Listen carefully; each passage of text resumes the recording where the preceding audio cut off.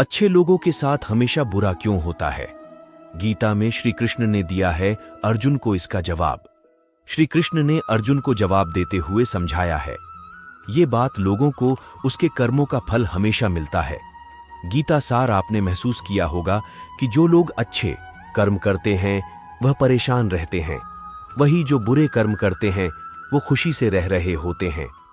अच्छे कर्म करने वाले परेशान होते हैं कि आखिर उन्हें इतनी परीक्षा क्यों देनी पड़ती है, जबकि जो अधर्म की राह में वो खुश है और जिंदगी का लुफ्त उठा रहे हैं।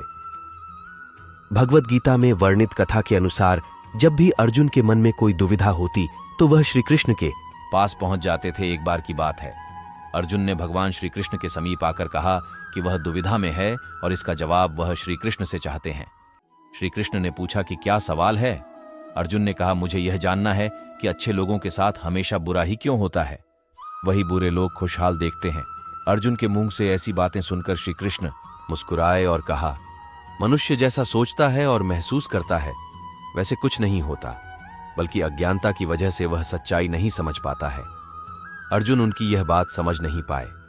इसके बाद श्री कृष्ण ने अर्जुन से कहा, मैं तुम्हें एक कथा सुनाता हूं, इसे सुनकर तुम समझ जाओगे कि हर प्राणी को उसके कर्म के हिसाब से ही फल मिलता है। प्रकृति हर किसी को अपनी राह चुनने का मौका देती है।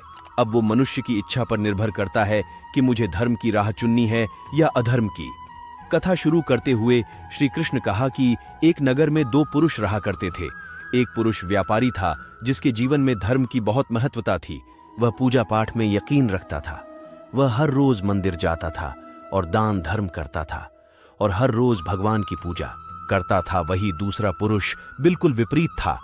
वह हर रोज मंदिर जा रहा था, लेकिन पूजा करने नहीं, बल्कि मंदिर के बाहर से जूते चप्पल चुराने। उसे दान और धर्म से कोई लेना देना नहीं था। समय बीतता गया और एक दिन बहुत जोर की बारिश हो रही थी। इस वजह से मंदिर में पुजारी के अलावा कोई नहीं था।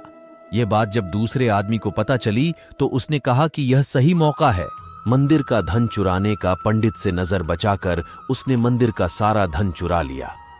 उसी समय धर्म कर्म में विश्वास रखने वाला व्यक्ति भी मंदिर पहुंचा।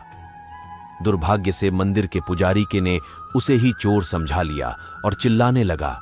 वहां लोग एकत्रित हो गए और उसे बहुत मारा। किसी तरह से बचते बचते वहां से निकला तो दुर्भाग्य ने उसका साथ वहां भी नहीं छोड़ा।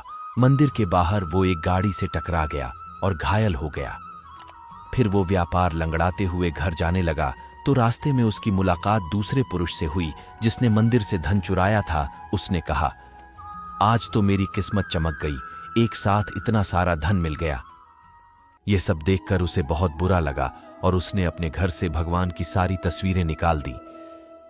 कुछ सालों बाद दोनों पुरुषों की मृत्यु हो गई।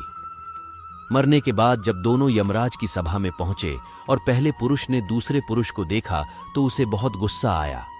उसने क्रोधित होकर यमराज से पूछ लिया, मैं तो हमेशा अच्छे कर्म करता था, दान में विश्वास रखता था, उसके बदले जीवन भर मुझे अपमान और दर्द ही मिला, और इस व्यक्ति को नोटों से भारी पोटली, आखिर ऐसा भेदभाव क्यों?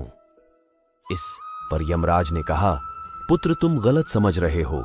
जिस दिन तुम्हारी गाड़ी से टक्कर हुई थी वह दिन तुम्हारे जीवन का आखिरी दिन था, परंतु तुम्हारे अच्छे कर्म की वजह से तुम्हारी मौत सिर्फ एक छोटी सी चोट में बदल गई।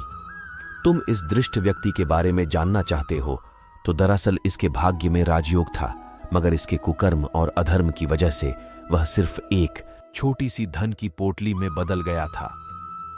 कथा सुनने के बाद श्री कृष्ण अर्जुन से कहते हैं, हे पार्थ, क्या अब तुम्हें तुम्हारे सवाल का जवाब मिल गया है? ऐसा सोचना कि भगवान तुम्हारे कर्मों को नजरअंदाज कर रहे हैं, यह बिल्कुल भी सत्य नहीं है। भगवान हमें कब क्या किस रूप में दे रहा है मनुष्य को समझ में नहीं आता है, मगर आप अच्छे कर्म करते रहे तो भगवान की कृपा हमेशा बनी रहती है। इसलिए अपने अच्छे कर्मों को बदलना नहीं चाहिए, क्योंकि उसका फल हमें इसी जीवन में मिलता है। इसीलिए मनुष्य का फर्ज है कि वह हमेशा अच्छे कर्म करते रहे, क्योंकि श्री कृष्ण ने गीता में भी बताया है कि किसी के द्वारा किया गया कर्म बेकार नहीं जाता, चाहे वह अच्छा हो या बुरा। जय श्री कृष्णा। राधे राधे।